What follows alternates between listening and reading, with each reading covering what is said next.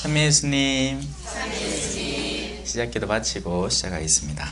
성부와 성자와 성령의 이름으로 아멘. 하늘에 계신 우리 아버지, 아버지의 이름이 거룩히 빛나시며 아버지의 나라가 오시며 아버지의 뜻이 하늘에서와 같이 땅에서도 이루어지소서. 저희에게 일용할 양식을 주시고 저희에게 잘못한 일을 저희가 용서하오니 저희 죄를 용서하시고 저희를 유혹에 빠지지 않게 하시고 악에서 구하소서. 아멘. 성부와 성자와 성령의 이름으로 아멘. 찬미 예수님 반갑습니다. 우리 지난 시간까지 첫째 시간 시련이라는 과정을 거쳤고, 둘째 시간 의 믿음이라는 것은 반드시 삶으로 드러나야 한다라는 것을 배워 알았습니다. 조금만 더 부연 설명을 드리자면 실천이라는 영역에는 두 가지가 있습니다. 믿음이라는 가운데 선을 하나 딱 긋는다고 생각을 하시고 한 측에 하나의 실천을 두십시다. 그리고 그 다음에는 그 믿음을 거친 그 다음 옆 단계의 실천이 양자로 딱 갈려 있다고 연상을 해보시면 돼요. 자, 믿음 이전에도 실천이 존재할 수 있습니다. 하느님을 믿지 않고도 우리는 많은 실천을 사실 많이 하고 있어요. 믿음이라는 이 필터를 거치지 않은 실천, 그것을 율법의 행위라고 너무나 쉽게 표현을 하는 거예요. 그러니까 이 믿음을 거치지 않은 율법의 행위들은 우리를 살리지 못하는 겁니다. 우리를 의로움으로 이끌어가지 못하는 거예요. 그 내면에 믿음이라는 가장 근본적인 방향 전환이 존재하지 않기 때문이죠. 사람이 미사에 나올 수 있습니다. 그런데 미사에 나오는 건 두 가지 미사 참내 자세와 태도가 있을 수 있어요. 하나는 그야말로 사람들의 시선이 두려워서, 사람들의 시선을 걱정해서, 그러니까 순수 인간적인 입장에서 미사를 나오는 사람입니다. 내가 성당에 벌써 관록이 쌓였고 성당에 오랜 시간을 다녔기 때문에 안 나오면 넘사시럽다는 우리 경상도 표현처럼 안 나오면 사람들의 시선이 자꾸 신경 쓰이기 때문에 나오는 그런 미사가 있는가 하면, 믿음이라는 필터를 거쳐서 우리가 미사를 나오게 되면 하느님이 너무나 좋아서, 하느님이 너무나 사랑스러워서 그분의 사랑을 조금이라도 더 얻고 싶고 그분을 한 번이라도 더 보고 싶어서 그런 미사에 나오게 되는 것이죠. 그것이 바로 믿음 이전의 행위와 믿음 이후의 행위를 가르는 근본 기준점을 형성하는 것이 바로 그 믿음이라는 필터, 믿음이라는 핵심 과제인 겁니다. 그래서 우리는 믿어야 하고, 그리고 그 믿음이 있을 때는 굉장히 자연스럽게 실천이 뒤따르게 되는 거죠. 그래서 우리가 흔히 이교 신자들을 만나거나 다른 종교 신자들을 만날 때 행위냐 믿음이냐, 그러니까 율법이냐 믿음이냐, 그렇게 단순 노선으로만 생각해서는 너무나 쉽게 이렇게 생각할 수 있는 거예요. 그들로서는 믿음이 중요하다, 믿기만 하면 된다, 그냥 대놓고 믿음을 고백하기만 하면 된다 하고는 자신들의 삶은 전혀 그렇게 살지 않는 이들을 우리는 종종 만나게 되는 겁니다. 밖이든 아니든 우리 가톨릭 교회 안에도 그런 사람들이 세고 셌어요. 예, 정말 많아요. 믿음 없이 인간적인 수준의 신앙활동을 계속 유지하는 사람들이 많다고요. 그래서 우리는 이 야고보 사도가 설명하는 의로운 실천, 믿음의 실천이라는 것에 대해서 올바른 이해를 추구해야 됩니다. 그러지 않으면 여전히 믿음 없이 예전의 삶, 그냥 율법적인 준수 행위에만 충실히 하면서 내가 믿는다고 착각하게 됩니다. 그런 사람은 주로 성마른 사람이 되고요, 깐깐한 사람이 되고요, 다른 사람에 대한 이해도가 굉장히 떨어지는 사람이 되고, 다른 사람을 심판하려고 만들어요. 왜? 자기는 철두철미하게 지키고 있는 어떤 것에 대해서 다른 이들이 지키는지 안 지키는지 눈에 독을 품고 쳐다보기만 하는 겁니다. 그래서 율법학자와 바리사이 같은 사람들이 그렇게 탄생하는 거예요. 자기들이 하느님을 사랑한다고 생각하는 거예요. 그런 믿음이 없는 행위를 통해서. 하지만 그게 아니라는 것 여러분들은 분명히 알고 아셨죠? 예. 분명히 그 점을 알고 믿음의 의로운 생활로 건너가셔야 하는 거죠. 예. 오늘 주제는 말조심입니다. 자, 이 말을 조심한다는 것, 사실 우리 인간사의 거의 99% 우리 문제 거의 99.9%가 전부 다 말 때문이야.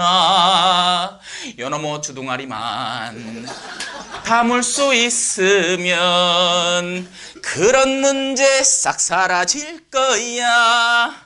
근데 그게 안 돼, 그죠? 한번 들어가 봅시다. 나의 형제 여러분, 많은 사람이 교사가 되려고 하지는 마십시오 라고 합니다. 응? 우리 교리교사로 봉사해야 되는 거 아닌가? 우리 딴 사람을 이끌어야 되는 거 아닌가? 그렇죠? 맞아요. 근데 여기서 말하는 교사라는 사람은요, 자신의 내면에 품고 있는 것을 밖으로 표현해서 다른 이들을 이끄는 이들을 말합니다. 우리가 세상 안에서 교사, 스승, 선생이라고 부르는 사람들은 오늘날엔 더욱이 그 의미가 퇴색되었는데요. 그냥 지 알고 있는 지식만 전해줘서 걔가 그 지식을 똑같이 앵무새처럼 흉내내기만 하면 끝나는 직분이 오늘날에는 교사가 되어버렸어요. 특히나 어머니들이 그런 교사들을 더 좋아하고요. 자기가 어떻게 성실하게 사는지, 어떻게 책임감 있게 살아가는지를 보이는 사람은 쌤, 우리 지금 바빠요. 서울대 가야 돼요. 그런 거 언제 내가 가르쳐달라 했어요. 당신은 수학쌤이잖아. 그럼 수학만 똑띠 가르치나? 그러면 된다 했기네. 라고 이야기를 하는 거죠. 오늘날에 우리가 교사 이런 단어를 들으면 참된 의미의 교사에 대한 감각 자체가 사라져 있습니다. 그런데 우리 옛날에는 스승의 은혜는 하늘 같아서 우러러 볼수록 높아만 지네. 옛날에는 스승이 정말 스승이었어요. 왜냐하면 선생님들이 배운 자로서, 식자로서 아직 못 배운 아이들의 미래를 걱정했던 겁니다. 이 아이들이 자라서 어떻게 될까? 이 아이들이 자라서 정말 사회에 어떤 공헌을 하는 인물이 될까를 걱정하는 선생님들이 비율적으로 많았어요. 물론 그 와중에 엉뚱한 쌤들도 많았지. 뒷구녕으로 돈 받아 먹고 은근히 그런 거 바라고 봉투 가면 확 얼굴 피고 봉투 안 가면 이렇게 싸고. 그래 하도 그런 부류들이 많고 또 자신의 그 직분을 이용을 해서 지나치게 폭력적이 되는 스승님들이 많아서 이게 점점 바뀌다 보니까 이제 세상이 막 바뀌어버렸고 아이들이 선생님이 조금만 올바른 일 때문에 아이들에 대해서 지도 편달을 하려고 시도를 할 때마다 뭐합니까? 휴대폰 들고 찍는다고 난립니다. 찍어가 고발한다고. 학생들이 스승을 평가하는 시대가 됐어요. 그래서 그 평가에 따라서 이제 쌤들이 겁이 나가지고 애들을 겁을 내는 거예요. 아이들에게 자신이 올바른 길이 무엇인지를 분명히 인지를 하고 그 길을 위해서 아이들을 이끌어야 할 선생님들이 그 대상자들을 겁을 내니까 이게 교사고 자시고가 없는 거예요. 그냥 지식 전달 기계만 남아있는 거죠. 이 학교라는 제도적 장치 안에서. 누가 요즘 삶의 길을 가르칩니까? 도덕 윤리 쌤이 그런 걸 가르칩니까? 아니요. 도덕 윤리에 대한 정보 지식을 전달할 뿐이에요. 맹자가 뭔 소리 했네, 예수는 뭔 소리 했네. 심지어는 오늘날 우리 성경대학이나 어떤 성경 강좌도 자칫 잘못하면 성경에 대한 지식 전달 수준으로 건너가 버리는 겁니다. 메소포타미아 지역 그게 어땠니? 지형 지세가 어땠니? 그때 당시 정치적 상황이 어땠니? 그런 게 그건 배우면 지식이 풍부해지고 본질을 깨닫는데 도움을 줄 수는 있지만 우리가 성경에서 진짜 본질적으로 배워야 하는 것은 우리를 가르치고 꾸짖어서 우리가 하느님께로 더 잘 나아가도록 돕는 그것이 성경에 대한 가르침이어야 하는 거예요. 자, 교사로 돌아옵시다. 원래 이 교사라는 단어는요, 삶의 길을 인도하는 사람입니다. 그래서 그 교사가 눈이 멀면 소경이 소경을 이끌게 되고 그 앞서가던 소경이 행여라도 발을 헛디뎌서 으흐가 빠지게 되면 뒤에 있는 사람도 화닥닥 그 구렁텅이에 빠져버리게 되는 거죠. 그러면 애시당초 이 사람이 자신이 눈먼 걸 알고 그럴 자격이 없다는 것을 인지했다면 이끌지는 않았을 거 아닙니까? 그런데 이 사람은 자신의 영혼의 파멸과 더불어서 자신이 이끈 사람의 영혼의 파멸도 덩달아지게 되는 겁니다. 이해하셨죠? 부모님은 하느님으로부터 맡겨진 사명 안에서 자녀들의 교사입니다. 그 교사의 직분을 딴 사람한테 내팽개 쳐놓고 내 책임 아니다 할 수 없어요. 당연히 지식적 가르침은 선생님한테 맡겨야 되죠. 그 전문가들에게 맡기는 게 맞습니다. 하지만 특히나 이 가톨릭 교회 안의 신앙이라는 영역은 부모님께서 안 가르쳐주면 세상 그 어디에서도 못 배우는 거예요. 신앙이 어디 지식으로 전달이 됩니까? 여러분들이 뭐 성경 5번 필기한다고 해서 그 성경이 고스란히 여러분의 내면 안에 들어오나요? 아니에요. 성경은 실천하는 거기 때문에 그렇습니다. 실천해보지 않으면, 도전에 직면해보지 않으면 그 가르침이 진실된지 어떤지, 이것이 내 삶을 변화시킬 여지가 있는지 어떤지 전혀 알 수 없다는 거예요. 그런데 부모님이 그런 면모를 증명해 보여줘야지 아이들이 거기에 따라서 그걸 이해하고 받아들이고 그걸 따라가게 된다는 거죠. 부모님이 자신의 위기 상황에서 하느님께 의탁할 줄을 알 때, 그리고 세상적인 요소가 설령 조금 손해를 보더라도 의를 추구하고 사랑을 추구할 줄 알 때 자녀들이 그걸 굉장히 자연스럽게 배우고 자녀들도 그렇게 그 길을 따라 나올 가능성이 열리게 됩니다. 물론 부모애가 실이다고 해서 자녀애가 자동으로 실인 건 아니에요. 부모가 착하다고 해서 자녀가 자동으로 착해지는 법은 없습니다. 오히려 반대인 경우도 많고, 또 역으로 부모가 완전 엉망이고 개판이라 할지라도 자녀 때에서 신앙을 수용함으로 그 자녀가 정말 선한 이로 거듭날 수도 있는 거예요. 하지만 가능하다면 그 여지를 많이 열어 놓아 두어야지 자녀들이 더 쉽게 따라오겠죠. 그 역할이 부모에게 주어져 있는 겁니다. 그런데 오늘날 어떻습니까? 우리 엄마가 저렇게 신앙생활 하는 인간 보면 나 성당 절대 안 갈란다. 왜? 엄마가 이렇게 생활하거든요. 성당 가서는 마치 자기가 한 마리의 백조인 양 다다다다다다다다다다다다다다다다다다다 아이고 우리 형님, 아이고 우리 회장님, 막 그런 소리 들으면서 성당에서는 그래 테레사 자매 그건 그래 그랬어 괜찮아 그렇게 해놓고는 집에 와갖고는 오만상 남편한테 뭐거치 하고 자식들 뭐거치 대하고 집안에서 온갖 성당의 더러움을 다 털어놓는 거예요. 예? 그런 모습을 보니 자녀가 그 엄마의 이중성을 바라보면서 성당 가는 사람은 반쯤 미친 사람이구나. 종교라는 건 광신이고 맹신이구나. 뻔하죠. 집안 청소도 안 하는 인간이 성당 갖고 양동이를 닦고 앉았으니 이 말이 됩니까? 교사가 된다는 것은 먼저 나 자신을 하느님에게 주파수를 올바로 맞추고 나의 삶을 정돈시켜 나가는 겁니다. 그 선작업이 되지 않으면 우리는 가급적이면 교사의 직분을 조심해야 돼요. 근데 교사의 직분을 조심하라는 게 절대 교리교사 하지 말라는 얘기가 아니에요, 여러분. 성당에서 하는 교리교사의 직분은 봉사직이고 바로 그런 나 자신을 바로잡는 데 도움을 주는 역할입니다. 그래서 더 적극적으로 하셔야 돼요, 오히려. 그렇게 교리교사의 직분을 맡아서 아이들과 함께 지내고 아이들에게 가르쳐야 할 신앙의 요소를 내가 먼저 습득하다 보면 당연히 내가 개선되는 거예요.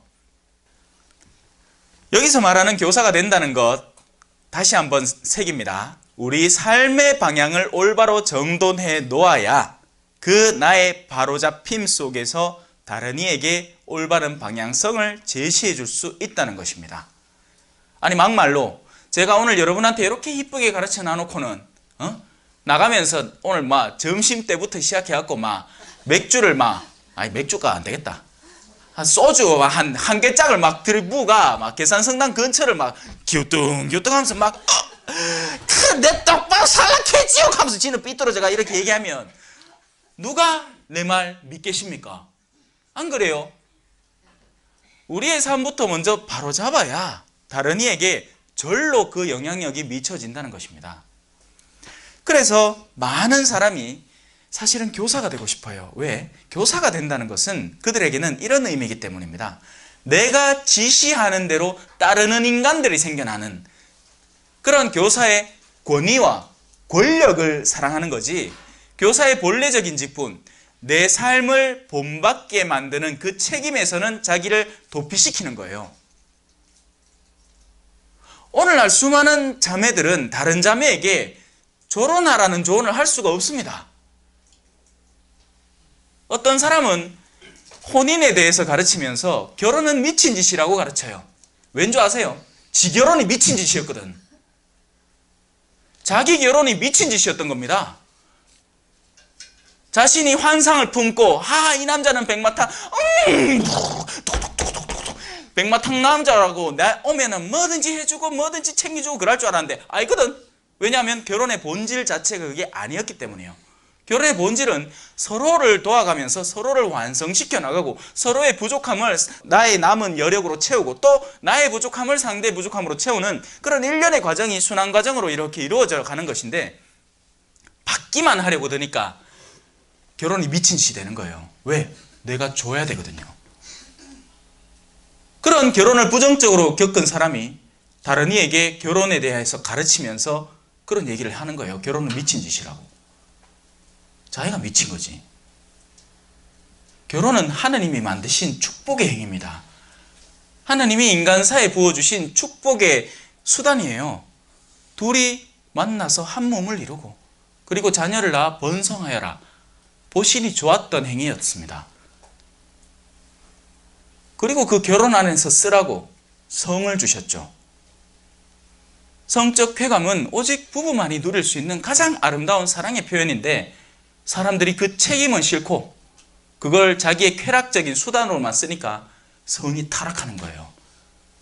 성이 타락하니 그 타락된 성에서 낙태도 생기는 거고요. 아니, 두 부부가 너무나 사랑해서 둘이 관계를 맺어갖고 아내가 임신을 했어요. 기뻐 날뛰어야 될 일 아닙니까? 근데 겁을 실실 내는 겁니다. 심지어는 부부인데도 자기 자식이 생겨났는데 지금 생기면 안 되는데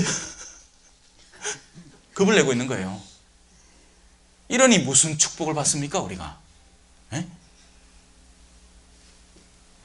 나의 형제 여러분, 많은 사람이 교사가 되려고 하지 마십시오. 오히려 우리 스스로를 잘 살피고 내가 어느 지점에 서 있는지, 나의 목적지는 어디인지, 그 목적지를 향해서 나는 어떤 과정을 통해서 그것을 달성해 나갈지 곰곰이 생각하는 시간을 많이 가지십시오. 교사는 말로 다른 이들을 하느님께로 이끄는 사람입니다. 우리가 하는 말이라는 것은 우리의 생각에서 나오는 것입니다. 그래서 생각과 말은 같은 거죠. 그리고 말로 표현되는 것, 우리가 생각하는 것이 곧 행위로도 드러납니다. 그래서 생각과 말과 행위로를 우리가 매번 점검하는 거예요. 근데 그 근본적인 생각과 말과 행위, 생각과 말과 행위는 사실 한 루트예요. 이게 어긋나기가 굉장히 힘듭니다. 생각하는 걸 말할 수밖에 없으니까요. 그죠? 당연한 일이잖아요. 근데 이 생각이 여기에서부터 나오는 거예요. 영혼에서부터 나오는 겁니다. 그리고 그 영혼이 맑을 때 생각이 맑고 그 맑은 생각에서 맑은 말이 나와서 다른 이에게 도움을 주게 돼요. 우리가 흔히 다른 이에게 도움을 준다고 생각을 할 때 정말 순수하게 그 사람을 걱정하고 그 사람의 본질을 꿰뚫고 그 사람이 하나님께 나아가는 방향을 고민하는 경우가 굉장히 드뭅니다. 왠지 아세요? 내 이기성이 언제나 그 안에 존재를 해서 이 사람이 나를 사랑하게 하려면 어떤 조언을 해줘야 될까 하는 인간적 배경에서 조언을 시작하기 때문에 그 조언은 이미 길이 어긋난 거예요. 이기성에서 출발을 하는 거죠. 하느님의 뜻을 내 안에 받아들여서 거룩한 영에서 출발을 해서 그 사람을 돕는 게 아니고, 어떻게 하면 이 사람을 구워 삶아서 내 사람 만들까? 이 자매님들이 이게 자주 하는 거예요. 이게 형제님들 마찬가지고, 내가 무언가를 막 자랑을 하면, 그죠? 그 사람들이 나를 존중해 주겠거니, 내가 막 젊은 시절에 해병대를 나왔다느니, 내가 이런 힘든 일을, 이런 프로젝트를 어렵사리 수행해 놨다느니 하는 그런 얘기를 하면 저 사람이 나를 존중해 주겠지 하고 생각을 하고 이야기를 하는데 결코 존중 안 하지. 그냥 겉으로 그냥 맞나 해주는데 속으로는 아이고 잘났네. 아무도 존중 안 합니다. 왜? 저마다 다 교만하기 때문이에요. 내가 남 밑에 서는 걸 누구든지 다 싫어하는 겁니다. 심지어는 예수님의 제자들도 싫어했어요. 그렇잖아요. 돌아옵시다. 교사가 되지 마십시오. 왜요? 여러분도 알다시피 우리는 엄한 심판을 받게 될 겁니다. 여러분들이 상상하는 심판이라는 것은 우리가 이 세상에서 상상해 볼 수 있는 심판이라는 것은 기껏해야 판사 앞에 서는 게 심판이에요. 그죠? 그리고 우리 엄마도 애들 둘이가 싸울 때 심판자가 소위 되죠. 누가 잘했느니 누가 잘못했느니. 아이들 싸움은 그 즉시 일어난 것이고 내가 그 아이들의 성향을 알고 그 아이들 안에 있는 숨어있는 것들을 이미 사전에 파악하고 있기 때문에 내가 엄마로서 분별하는 것은 거의 대부분 맞습니다. 하지만 100% 맞지도 않죠 또. 왜? 못 보는 부분이 있잖아요. 여러분들이 제가 지금 혹시나 컵 하나를 들고 있는데 이 컵 안에 무엇이 들어있는지 무엇이 없는지 어떤 건지 냄새는 어떻고 온도는 어떻고 이런 걸 절대 알 수 없어요. 그냥 컵만 보는 거예요. 컵만. 그냥 커피숍에서 나온 컵이니까 그 안에 커피가 들었겠거니 하는데 커피가 안 들을 수도 있잖아. 요즘 커피숍에는 커피만 파는 게 아니지 않습니까? 우리가 사람들 사이에 흔히 심판을 이렇게 할 때 바로 그런 오류들이 많이 생겨나는 겁니다. 그래서 심판은 전적으로 하느님의 몫이에요. 우리가 알 수 있는 건 다만 그 사람을 올바로 관측하고 내가 아는 선에서 분별해서 저것이 내가 아는 선에서 선인지 악인지를 알고 선이면 더 키워주고 악이면 가급적이면 잠재우든지 아니면 그 잠재우는 게 안 될 때는 내가 잠시 물러서든지 하는 그런 결정을 내리는 것 뿐입니다. 하지만 그 사람에 대해서 심판하는 건 하느님 몫이에요. 하느님은 당신의 시선 자체가 우리와 거의 그러니까 180도 다릅니다. 하느님은 지금 여기 앉아있는 이들의 모든 머리카락 개수까지 헤아리시는 분이에요. 그가 오늘 하루, 탄생의 그 순간부터 조성되기 전의 상태부터 시작해서 그 사람의 모든 면모를 잘 알고 계시기 때문에 하느님은 최종적으로 올바른 심판을 하십니다. 그리고 여러분들이 정의로운 만큼 우리가 흔히 무슨 뉴스 기사를 보면서 저럴 수가 있나? 아이고 저런 사람은 저래 살면 안 되지. 저런 사람은 당장 감옥에 가다야지. 그런 표현을 자주 하는 것처럼 우리 얼마 안 되는데도 소위 정의감에 불타오르는데 하느님의 정의는 정말 주도 면밀한 정의입니다. 다만 지금 우리가 숨쉬고 살아가는 동안 당신의 정의는 잠깐 멈춰져 있고 우리에게는 자비가 허락된 거예요. 그럼 이 자비의 시간 동안 뭘 해야 되겠습니까? 바로 회개를 해야 되는 거죠. 돌이킴. 그런데 사람들이 자신에게 시간이 촉박하다는 걸 몰라요. 아직도 교만하고 아직도 더 갖고 싶고 아직도 더 늘리고 싶고 아직도 더 집어넣고 싶은가 봐요. 그러니 그 정신 나간 사람들, 그 철딱선이 없는 사람들에게 가르치고 또 가르치는 겁니다. 하지만 들을 귀가 있는 사람만 알아듣는 것뿐이에요. 누가 귀가 없습니까? 귀가 좀 어두울 수는 있겠지만 귀가 어둡느냐 밝냐 이게 문제가 아니라 내가 그 말을 들을 준비가 되어 있느냐 아닌가가 문제인 거죠. 우리는 모두 많은 실수를 저지릅니다. 그렇죠? 우리는 뭔가 좋은 일을 행하면서도 그 옆에 붙어있는 수많은 요소들 안에서 미미한 오류들이 발견이 됩니다. 하지만 저는 제가 무엇을 의도하는지 알아요. 지금 이 순간에 여러분들에게 제가 혹시 여러분들로 하여금 죄를 짓게 하거나 누군가 다투게 하거나 하는 게 전혀 아니라 여러분들이 오히려 하느님을 사랑하게 만들고 이웃들끼리 뭉치도록 만든다는 그 핵심이 존재한다는 것을 압니다. 그래서 그 주변부에 있는 오류들이 있다는 것 감안할 수 있어요. 왜냐하면 그 주변부의 오류가 핵심을 버리지는 않기 때문이죠. 하지만 이런 직분을 맡은 사람들 가운데에서 또 말이에요. 누가 유명한 강사를 초청을 했어요. 그런데 이 강사가 근본적으로 가르치는 내용 자체는 신앙적인 것 같은데 의도하는 바는 돈을 벌고 싶은 욕구에 사로잡힐 수도 있습니다. 돈이 아니라도 이 사람들을 잘 내 사람으로 구워 삶아서 내 추종자로 만들어야지 하는 그런 욕구에 사로잡힐 수도 있어요. 그래서 우리는 분별력 있게 그런 강의들을 올바로 들을 필요가 있습니다. 그리고 교사가 되는 것에 대해서 경각심을 가지고 분명히 엄한 심판이 기다리고 있다는 것을 알고 우리 내면의 의도를 더욱 순수히 해서 사람들을 초대할 줄을 알아야 하는 거죠. 그런데 저마다 공연히 교사가 되고 싶어 하는 거예요. 무슨 말인지 알겠죠? 교사의 책무는 갖다 던지고 교사의 권리와 누릴 수 있는 것들만 잔뜩 챙기려는 이기적인 사람이 되지 말라는 이야기예요. 위험하니까요. 그런데 얼마나 가르치려고 했었는지 막 만나면 그죠? 야야 니 요것들 봤나? 막 여기 한시도 가만히 있질 않아.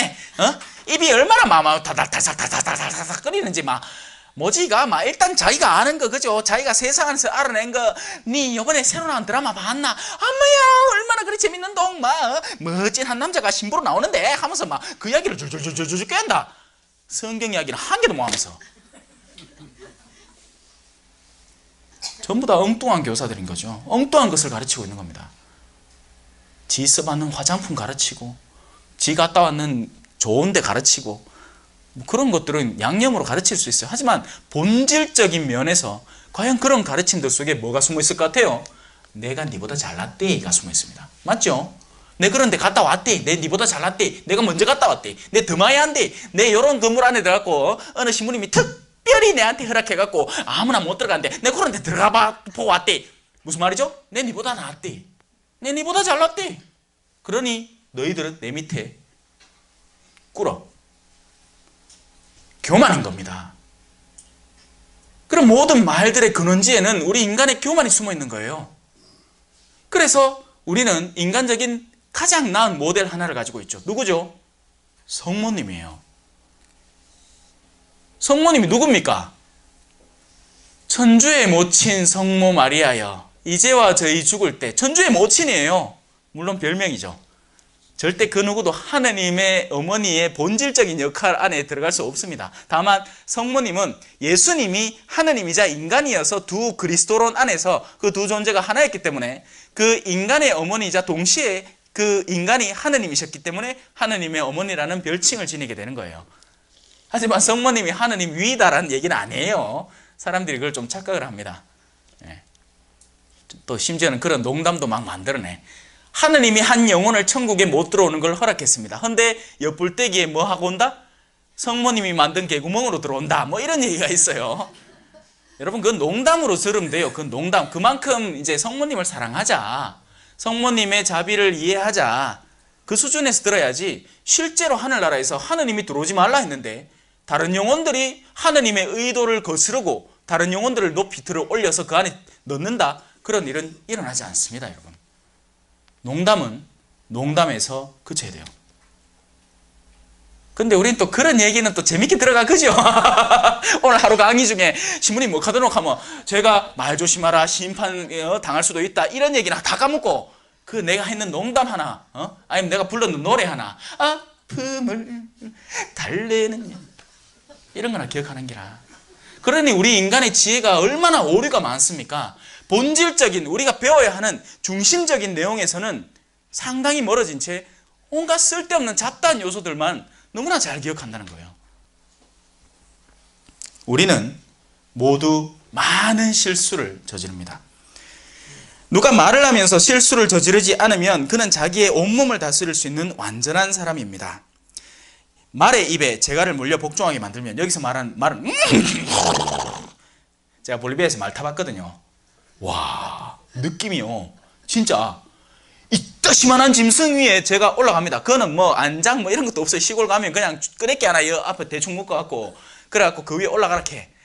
그래도 그런 말이라도 올라가 보면요, 이 큰 짐승이요, 내가 허리춤을 이렇게 툭 치면 그때부터 툭툭 걷기 시작합니다. 그러고 나서 오른쪽으로 씩 당기면 우회전을 해. 좌회전을 딱 하고, 우와, 그 느낌은요 정말 나를 어마어마한 존재로 느껴지게 만들더라고요. 근데 그런 말도 입에 그 재갈 하나, 입에 뭐 물린 그 끄레기 하나로 조종을 하는 거예요. 그러니 이 인간이라는 존재가 얼마나 하느님으로부터 은총을 받은 존재고 그야말로 만물을 지배하는 존재인지 새삼스럽게 알 수 있는 겁니다. 지금 우리의 지혜로서 우리가 이 세상에 얼마나 많이 퍼져 있습니까? 동물들은 자신의 고유한 영역이 있습니다. 그리고 그 영역 밖으로 좀처럼 나가질 않아요. 나가면 자신들이 죽는다는 걸 알기 때문이죠. 특별한 기후 안에서만 사는 동물은 그 안에서만 삽니다. 그런데 인간은 보세요. 동이면 동쪽, 서면 서쪽, 북극이면 북극, 남극이면 남극, 추운데, 더운데, 뜨거운데, 건조한데, 습한데 다 살아. 왜? 지혜가 있잖아요. 그것을 극복해내는 지혜가 있는 겁니다. 그 지혜를 가장 대변하는 요소가 바로 요거 혓바닥인데 그 혓바닥을 어디에서 끌어내느냐, 어떤 의도에서 끌어내느냐, 바로 이 따뜻한 사랑이냐, 아니면 나의 이기성이라는 시커먼 영역이냐에 따라서 그 전체의 존재 자체가 휘둘린다는 거예요. 내 인간 존재만 휘둘리는 게 아니고 내 주변에 엮인 모든 사람들이 거기 휘둘리는 겁니다. 한 가정에 더러운 마음을 지닌 남편이든 아내든 있어요. 그리고 그 남편이든 아내든이 자기에게서 꺼내는 말 한마디가 집안을 뒤흔들어 버려요. 아빠가 못된 사람이면 전부 다 그 집안 식구들이 덜덜덜덜덜 떨면서 살고, 엄마가 못된 사람이면 마찬가지예요. 집안이 평화로울 날이 없는 겁니다. 그 한 사람의 내면에 깃들어 있는 그 어두움 때문에요.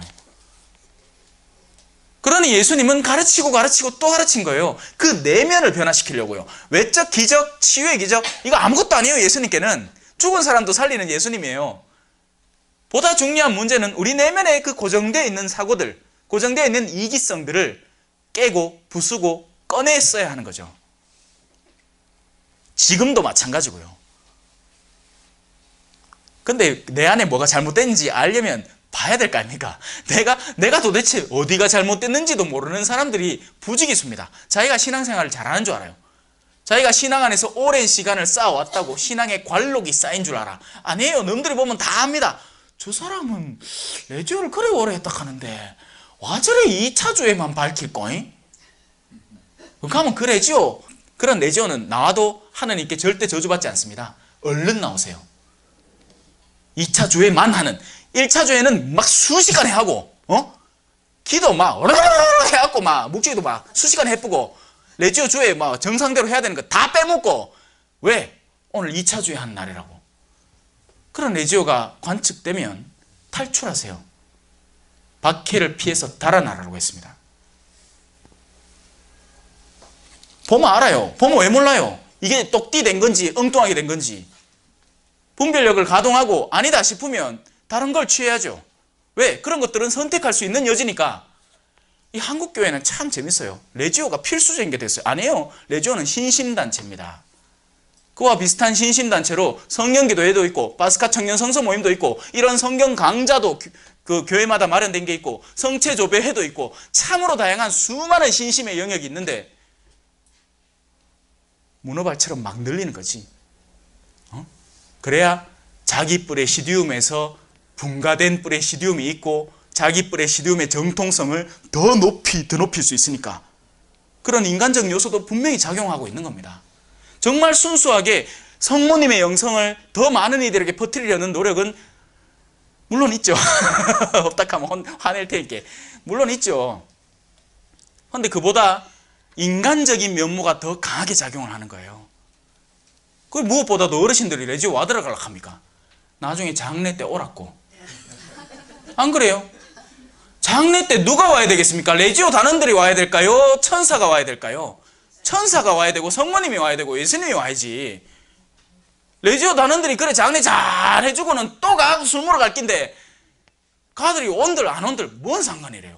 나는 벌써 갔는데. 간다.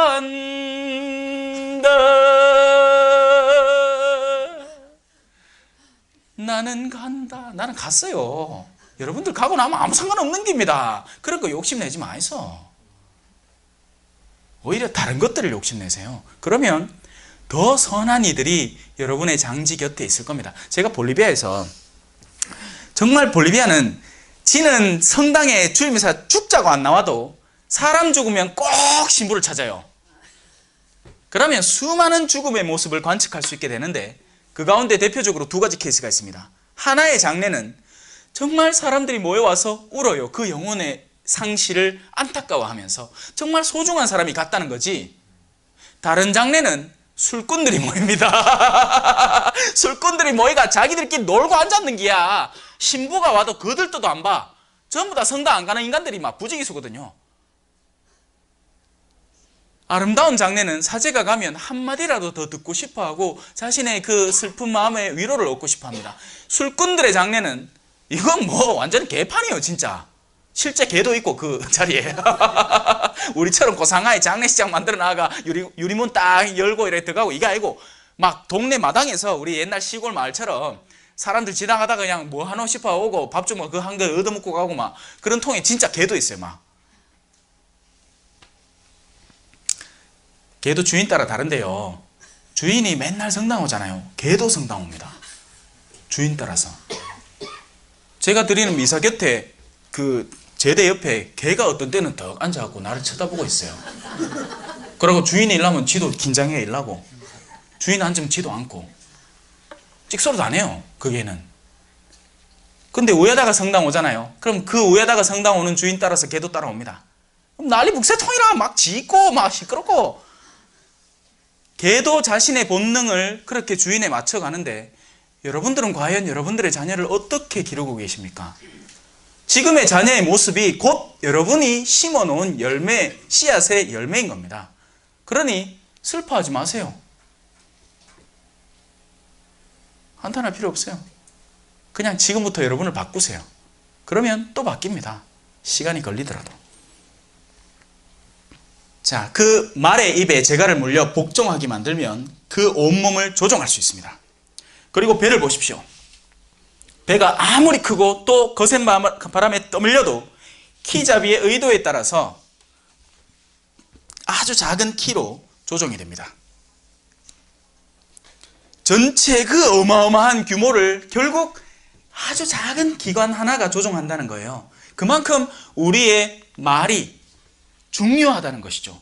그리고 그 말을 조장해내는 이 혀의 움직임. 사실 그러니까 말과 행동이라 할 때 마찬가지로 여기도 적용되는 겁니다. 말이라는 건 꺼내온 거고 그 말의 행동은 바로 혀가 움직이니까 그 말이 나오는 거죠. 그러니까 이 모든 게 말과 행동과 생각과 그리고 그 의도 그게 모두 긴밀히 연관되어 있는 겁니다. 성령을 받으셔야 돼요. 왜냐하면 그 거룩한 영에서 거룩한 의도가 나오고 그 거룩한 의도에서 생각과 말과 행위가 뒤따라 나오기 때문입니다. 우린 선해야 돼요. 우린 친절해야 되고 우린 온유해야 됩니다. 그런 각자의 그런 그 특성 있는 그런 가치관들을 일일이 쫓는 게 중요한 게 아니고 내 가장 근본 의도 안에 누가 있느냐에 따라서 아주 자연스럽게 그런 것들이 뿜어져 나오게 돼요. 내 안에 향기, 향수병을 갖추고 있으면 내가 입만 열어도 향기가 뻥 나옵니다. 근데 내 안에 내가 어제 고기를 많이 먹어 방구를 꼭 참고 있잖아요. 암만 조심하려 해도 하면서 냄새가 푹 나는데 막 고맙시다. 배가 아무리 크고 또 거센 바람에 떠밀려도 키잡이의 의도에 따라 아주 작은 키로 조정됩니다. 이와 마찬가지로 혀도 굉장히 작은 지체에 지나지 않지만 큰 일을 한다고 자랑을 합니다. 자기가 암만 또 나중에 몸이 제대로 말을 안 들어도 혀만 살아있으면요 주변 사람들한테 어마어마한 괴로움을 선사할 수 있습니다. 그 입을 틀어막을 수는 없잖아요. 침대에 누워갖고도 며느리가 자기 수발하러 오는데 여놈아 여시가 니 때문에 우리 집안에 내 아들내미를 빼들어가가 내가 지금 욕구를 당하고 막 그렇게 삼아 막 그 선한 며느리가 지옥을 사는 거예요. 예전에 그런 이야기를 들은 적이 있습니다.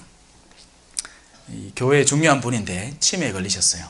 그래서 병원에 모셔다 놨더만 맨날 하는 소리가 감사합니다, 고맙습니다, 카드랍니다. 그 안에 든 게 그거밖에 없다는 거죠.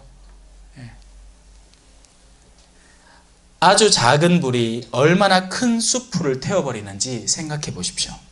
혀도 불입니다. 정말 너무나 아름다운 비유들이 수도 없이 이렇게 놓여 있지 않습니까? 우리가 그 가운데 하나만 제대로 새기더라도 이걸 조심해야겠구나 라는 것에 대한 결론에 가닿게 될 거예요. 내가 언뜻 말을 표현하려고 할 때 과연 내가 지금 표현하려는 말 자체가 어떤 의도에서 나오는가를 우리가 나날이 검증만 해본다면 그 의도 자체가 변화되고 그 뒤에는 말을 해도 돼요. 저는 혼자 있으면 거의 말을 안 합니다. 그리고 동료 사제들에게 있어도 거의 말을 안 해요. 할 말이 별로 없더라고. 왜? 말만 하면 뭔가 또 캥기는 느낌도 들고 내가 이 말을 도대체 왜 한 건가? 남들이 막 뭘 했다, 뭘 잘했다 하는 걸 할 때 그냥 가만히 지켜보면서 그들의 말을 듣는 것과 또 거기에 거들어서 나도 그런 기억이 있는데 하고 말을 하다 보면 그 말이 100% 원래 내 안에 존재하던 형태로 나오는 게 아니고 약간의 과장이라도 더해진다는 거예요. 허풍과 허영이 더해진다는 거죠. 그러고 나면 괜히 마음이 또 어두워지는 겁니다. 그렇기 때문에 이 말을 굉장히 아낄 필요가 있습니다.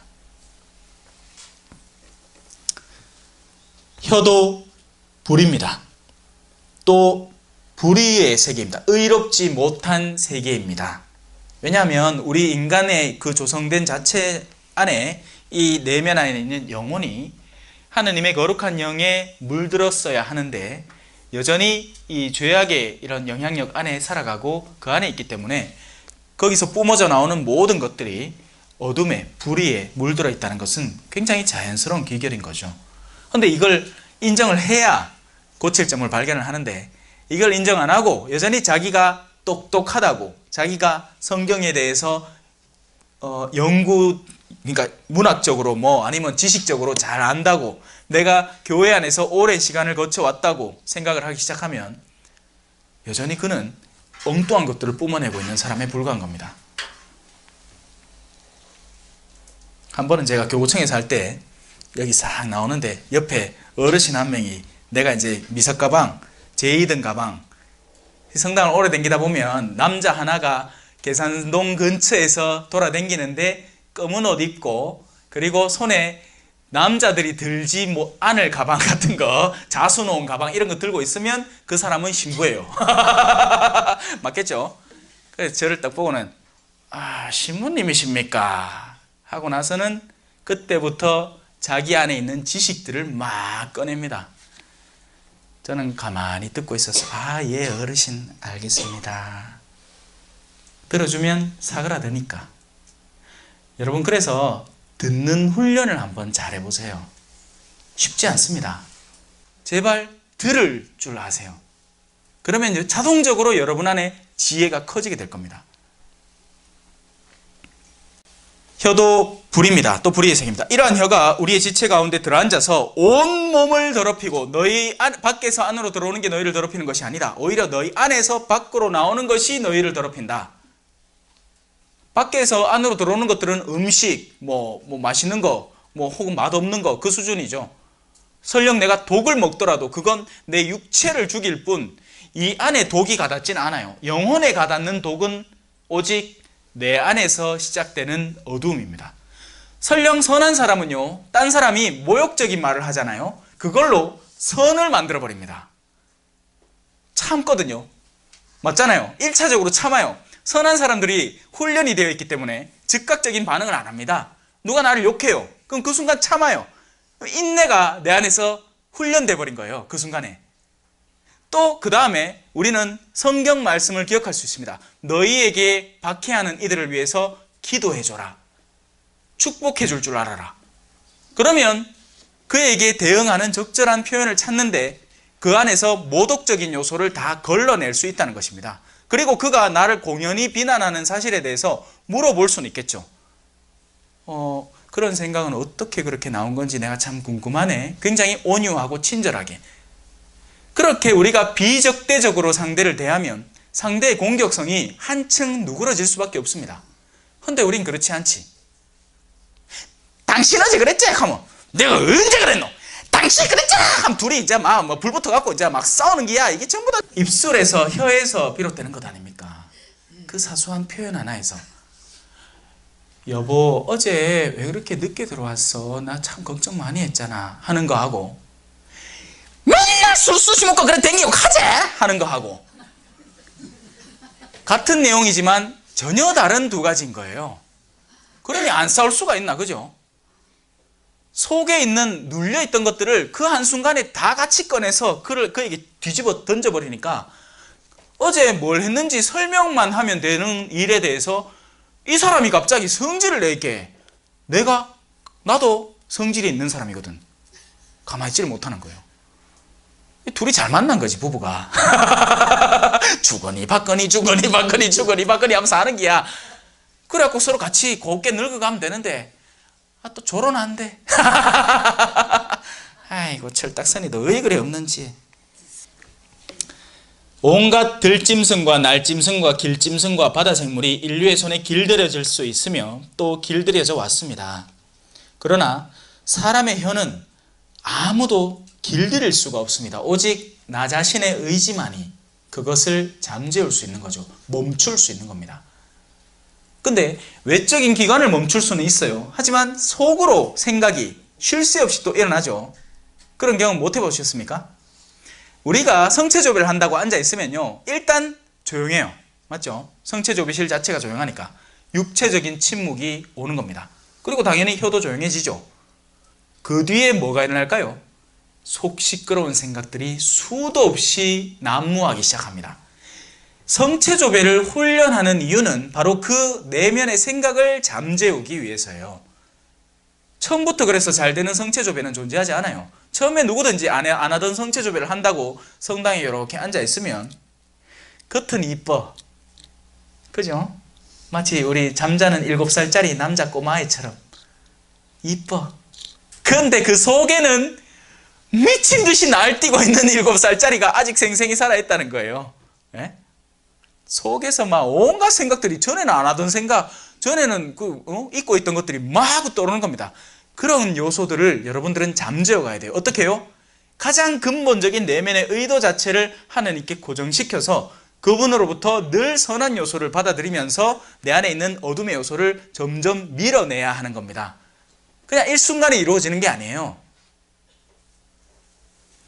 내 안에 코카콜라가 가득 차 있잖아요. 그러면 내가 끊임없이 맑은 물을 마셔서 그걸 뽑아내는 겁니다. 일순간에 그걸 바꿀 수 있는 가능성이나 기회 같은 건 거의 존재하지 않아요. 천천히. 근데 그런 걸 습득하려면 훈련을 쌓아가야 하는데 우리는 그럴 인내가 없는 겁니다. 특히나 오늘날엔 더요. 지 자식도 힘들어하는 세상이 됐어. 뭐 너무 인내가 생기겠습니까? 어머니가 위대한 이유는 자녀들을 키웠기 때문입니다. 자녀를 키워보면 속 시끄러울 때가 한둘이 아니거든요. 그것도 제일 큰 자녀 하나 있잖아. 남편. 키워야 되는 거예요. 여러분들이 인내하고 사랑으로 품고 그래야지 또 그 아들이 훗날 내면이 성장했을 때 여러분을 강한 팔로 지켜주는 정말 진정한 배우자가 되는 겁니다. 처음부터 철든 남자들이 없어요. 착각하지 마이소. 나도 옛날엔 철 안 들었어요. 인제와 철이 좀 들랑말랑하지. 저도 만약에 신부 안 되고 결혼했으면 찢고 뽑고 싸운다 바쁜 새끼라. 나도 한 숟가락 하거든요. 딱 보면 알잖아. 뭐 어떻게 생기잖아. 그죠? 혀는 쉴 사이 없이 움직이는 악한 것으로 사람을 죽이는 독이 가득합니다. 우리는 바로 이 혀로 주님이신 아버지를 찬미하기도 하죠. 미사 때 맨날 찬미하잖아. 하늘 높은 데서는 하느님께 영광, 땅에서는 주님께서 사랑하시는 사람들에게 평화. 걔놓고는 미사 나오면서 이제 싸우지. 평화는 온데간데 없고. 우리는 이 혀로 그렇게 하느님을 찬미하기도 하고 또 이 혀로 하느님과 비슷하게 창조된 사람들을 저주하기도 합니다. 하느님과 비슷하게 창조된 사람들, 우리 모두는 하느님의 모상을 담고 있는 하느님을 닮은 사람입니다. 너는 담장 너머로 뻗은 나무, 가지에 푸른 열매처럼. 하느님의 축복을 받은 사람들이죠. 그러니 서로를 하느님 대하듯이 대할 줄 아세요. 그의 지금의 오류를 넘어서서 그 안에 가장 깊숙이 심겨진 영혼의 영적인 면모를 보라고요. 그리고 그 영적인 면모 안에 정말 하느님의 사랑이 깃들 때 그 한 존재가 얼마나 아름답게 성장할지를 희망하라고요. 그런 희망 속에서 그를 믿어주고 그를 사랑해주면 이 믿음과 희망과 사랑이 혼연일체를 이루어서 한 사람의 변화를 이루는 겁니다. 애시당초 안 믿어주면 저런 인간은 내가 30년 동안 지켜봤는데 절대로 변할 인간이 아니다 하고 여러분이 스스로 심판자가 되면 그 똑같은 심판을 여러분도 받게 됩니다. 같은 입에서 찬미와 저주가 나오는 것입니다. 나의 형제 여러분, 이래서는 안 됩니다. 같은 생구멍에서 단물과 쓴물이 솟아날 수 있습니까? 나의 형제 여러분, 무화과 나무가 올리브 열매를 내고 포도나무가 무화과를 낼 수 있습니까? 안 되죠. 짠 샘도 단물을 낼 수 없습니다. 결국 제가 설명한 그대로예요. 이 안에 있는 가장 주된 핵심이 나머지 요소들을 다 결정해서 나오게 하는 결과물이 바로 여기서부터 결정이 된다는 거예요. 여러분들의 내면 안에, 영혼 안에 선을 불어넣으셔야 됩니다. 그 선을 불어넣는 게 그냥 되느냐? 아니에요. 훈련해야 되고 들어야 하는 거예요. 그래서 성경을 배워야 하는 거죠. 성경을 배우라 했더니 교만을 배우는 사람이 있는 거죠. 아시겠습니까? 성경을 배워서 내면을 바꾸라 했는데 엉뚱한 지식을 배워서 교만해져 있는 겁니다. 제발 그런 사람이 되지 마세요. 성경을 배운 사람은 기본 겸손해야 됩니다. 여러분들이 어디 가서 마시무님이 가르치는 야고보서가 오늘 들었대 하려면 겸손을 가지고 그것을 전하세요.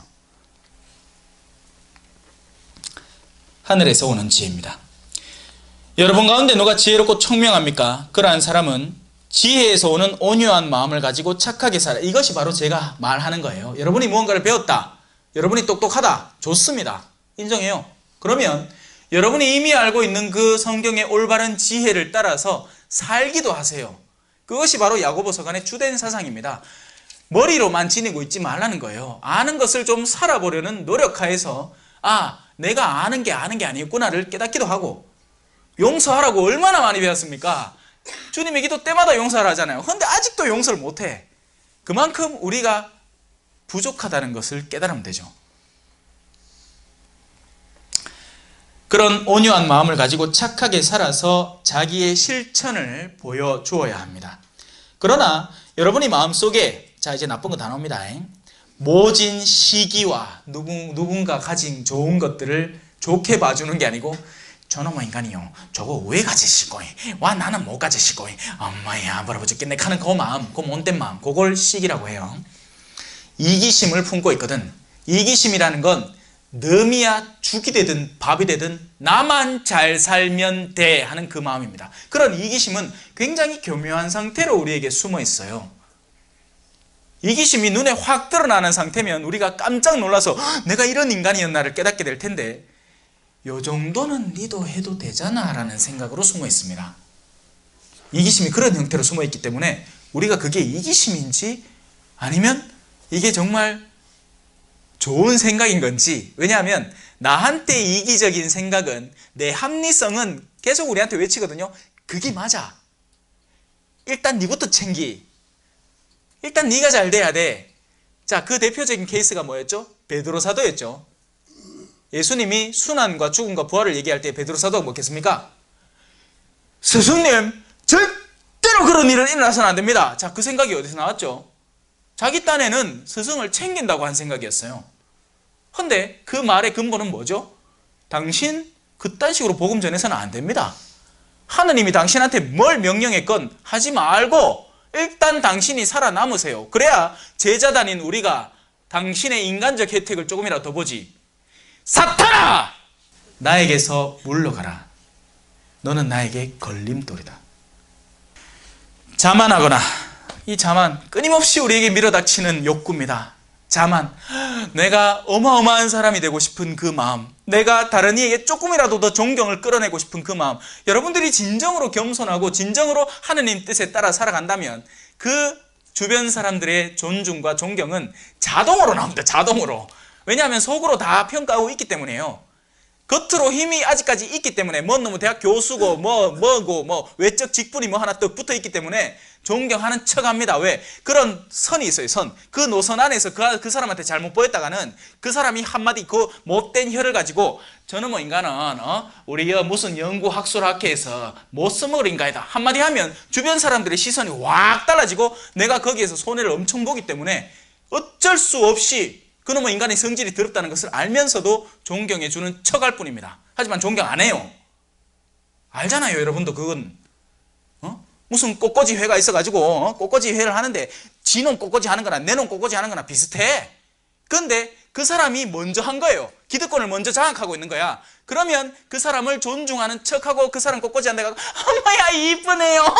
요거는 어떻게 이렇게 표현해 씻고 이미 자신이 다 아는 건데 기술상으로는 자신이 더 많은 분량을 알고 있는데도 어쩔 수 없이 그 기득권 앞에 꼭 숙여야 되는 거죠. 그런 존경은 진짜 존경이 아닙니다, 여러분. 그건 가식적이고 위선적이고 구토가 나오는 존경이에요. 진짜 존경은 여러분들이 실제 그 삶을 살아갈 때 절로 주변에서부터 일어나오는 겁니다. 그건 노력할 필요도 없어요. 내 존재 자체가 그 존경의 대상이 되기 때문이죠. 하지만 그 사람은 그렇게 하고 당신이 어떻게 그렇게 아니요, 제가 하는 게 아닙니다. 하느님께서 저를 쓰시는 것 뿐입니다. 저는 주님의 종일 뿐입니다. 이게 본연의 자세인 거죠. 진리를 거슬러 거짓말을 하지 마십시오. 우리에게서 나오는 시도 때도 없는 거짓말, 우리 아닌 존재를 우리가 우리인 척할 때 그 역시 거짓말입니다. 우리가 뭐 좀 잘한다 싶으면 그냥 잘한다는 그 요소를 그대로 표현하지 않죠. 거기에 하나 더 하고 두 개 더 하고 뻥튀기를 어마어마하게 합니다. 그 자체가 거짓말로 변질되어 버리는 거죠. 그러한 지혜, 우리가 가진 자만과 이기심과 시기와 그런 요소들에서 나오는 영리한 생각들은 하늘에서 오는 게 아니죠, 당연히. 어디서 온다? 세속적이고 현세적이며 심지어는 악마적인 것입니다. 우리의 이기성 속에서 상대를 구슬러 삶으려는 시도, 악마적인 시도예요. 악마가 하는 게 그거였으니까. 아담과 하와 때부터 그렇게 살아왔으니까. 끊임없이 인류를 속이고 또 속이고 심지어는 그리스도에게까지 가서 이 돌들어 빵이되라고 해보시오. 아니 성경 말씀에 이렇게 되어 있지 않소? 천사들이 널 떠받쳐주라. 뛰 내려보시오. 계속 속인 거예요. 요 제품 사면 여러분들이 이뻐집니다. 요 집 사면 여러분들이 행복해집니다. 요 차 사면 여러분 가족이 아주 행복하게 피크닉 갑니다. 그래서 그 차 샀어. 사가 나는 산으로, 아내는 바다로, 자녀들은 서울대공원으로 가고 싶대. 왜 됩니까? 싸워야지 뭐. 그 광고에 나오는 아름다운 모습을 본받으려고 샀는데 그 차 안에서 미친 듯이 싸우고 있는 그런 가족들을 내가 만들어 놓은 거예요. 시기와 이기심이 있는 곳에는 혼란과 온갖 악행도 있습니다. 그러나 위에서 오는 지혜는 먼저 순수하고 그 다음으로 평화롭고 관대하고 유순하며 자비와 좋은 열매가 가득하고 편견과 위선이 없습니다. 의로움의 열매는 평화를 이루는 이들을 위하여 평화 속에서 심어집니다. 오늘 강의 잘 들어주셔서 고맙습니다.